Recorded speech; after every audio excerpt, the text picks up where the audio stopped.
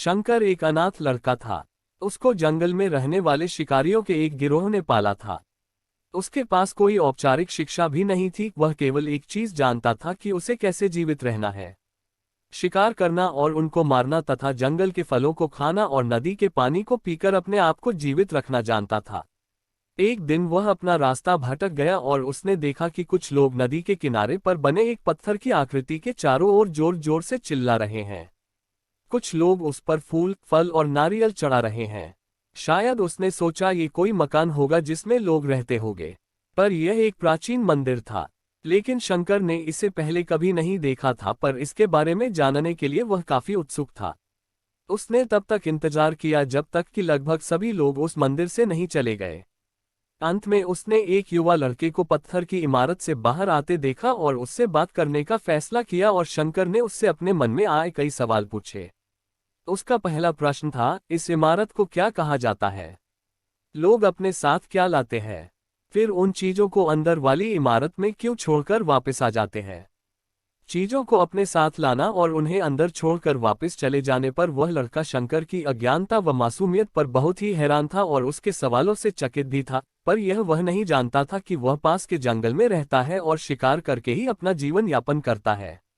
लेकिन फिर भी उसने उसके सवालों के जवाब देने की पूरी कोशिश की। उसने शंकर को बताया, ये भगवान शिव का मंदिर है। लोग यहाँ उन्हें फल और फूल चढ़ाने आते हैं। वे शिव भगवान से जो चाहते हैं वह मांगते हैं और शिव उनकी सभी की प्रार्थनाओं को सुनते हैं। ये सुनकर शंकर तुरंत मंदिर जाना चाहता था। लड़के ने उसे अंदर का रास्ता दिखाया और शिवलिंग के बारे में बताया। शंकर ने मासूमियत से लड़के से पूछा, ये शिवलिंग क्या चीज है और हमें क्या देता है? लड़के ने बताया, हम शिव से जो मांगते हैं वह हमें दे देता है, हम सब ऐसा मानते हैं। लड़के ने कहा, अब अंधेरा हो रहा है, अब मुझे घर जाना होगा। और वह शंकर को वहीं अकेला छोड़कर चला गया। शंकर ने झिझकते हुए मंदिर में फिर से प्रवेश किया। वह एक कोने में बैठ गया और सोचा, एक पत्थर किसी को वह चीज कैसे दे सकता है जो वे चाहते हैं। इसलिए उसने इसका परीक्षण करने का फैसला किया और उसने पत्थर की प्रतिमा से कहा, हे शिव, कृपया मुझे पर्याप्त शिकार करने दे ताकि मैं भूखा न रहूं। मेरे पास आपको चढ़ाने के लिए कोई फल या फूल नहीं है, लेकिन यदि आप मुझे शिकार देते हैं तो मैं उसे आपके साथ साझा करूंगा। मैं वादा करता हूं कि मैं आपको धोखा नहीं दूंगा। उसने घोषणा की। अगली सुबह शंकर शिकार करने गया। उसने पूरे दिन शिकार की तलाश की, लेकिन उसे कोई शिकार नहीं मिला। वह भूख से तिलमिला रहा था।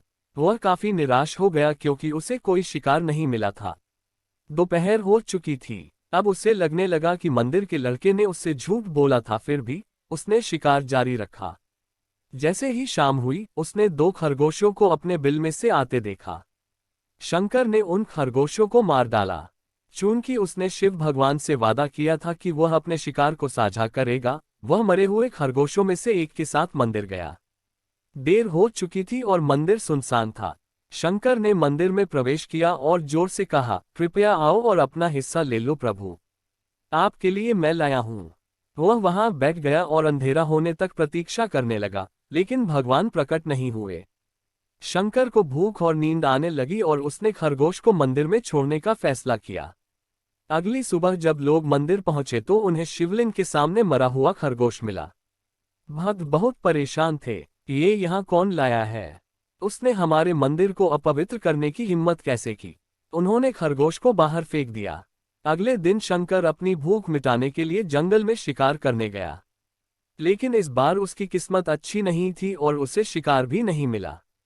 उसने सोचा, आज रात को मंदिर जाना चाहिए और शिव से पूछना चाहिए कि उनको खरगोश का भोजन कैसा लगा।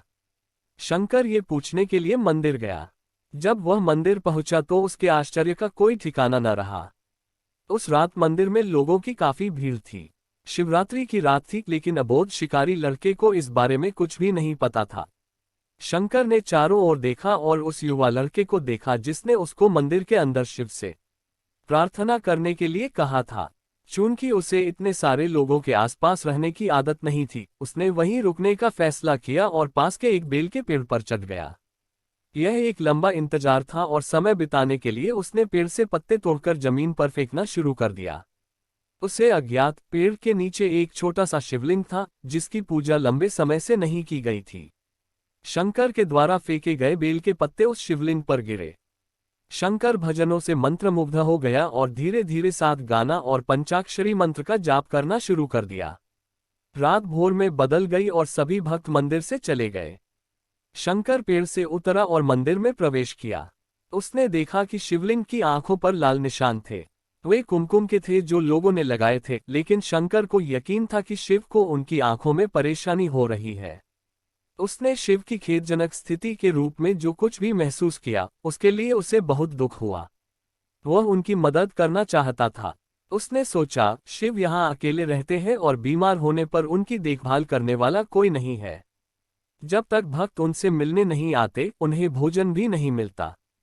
शंकर ने एक रात पहले भक्तों को शिवलिंग पर जल चढ़ाते देखा था। प्रभु को ठंड लग रही होगी, शायद वे कांप रहे हैं, उसने सोचा। आखिरकार वे केवल पत्तियों से ही ढके हुए हैं। तो उसने शिव से पूछा, मेरे स्वामी, मैं आपकी क्या मदद कर सकता हूँ? शायद कुछ खाना या दवा। मैं आपकी सेवा कैसे कर सकता हूँ? शिव ने उसे कोई उत्तर नहीं दिया।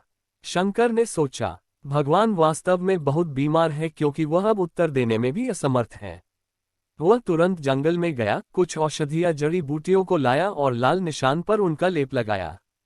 लेकिन कुछ नहीं हुआ। उसने कहा, लगता है कि ये अंधे हो गए हैं। मुझे प्रभु को अपनी एक आंख देनी चाहिए ताकि वह ठीक हो जाए। ये निश्चित रूप से उन्हें खुश कर देगा। उसका दिल पवित्र था और उसने वहां शिव के हाथ में रखे त्रिशूल को उठाया और त्रिशूल को अपनी दाहिनी आंख की ओर ले गया और अपनी आंख को निकालने का प्रयत्न किया। शंकर अनपढ़ था, उसे मंत्रों या पूजा के उचित तरीकों का कोई ज्ञान नहीं था, लेकिन उसकी भक्ति की कोई सीमा नहीं थी। जैसे ही वह अपनी आंख निकालने वाला था, शिव अपनी पत्नी पार्वती के साथ प्रकट हुए।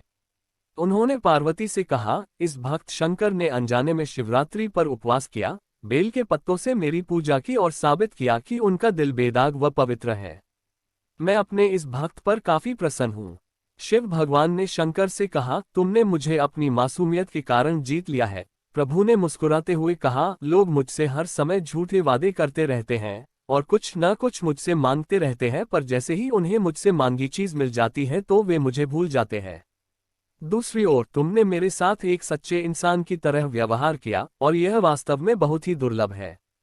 अब से तुम मेरे इस संसार में सबसे बड़े भक्त माने जाओगे और तुम्हारा नाम मेरे साथ सदा जुड़ा रहेगा। तुम कई सदियों तक जीवित रहोगे। इस बात को कहकर भगवान शिव व मां पार्वती अंतर्ध्यान हो गए। तभी से लोग शिव के साथ शंकर भी लगाने लगे।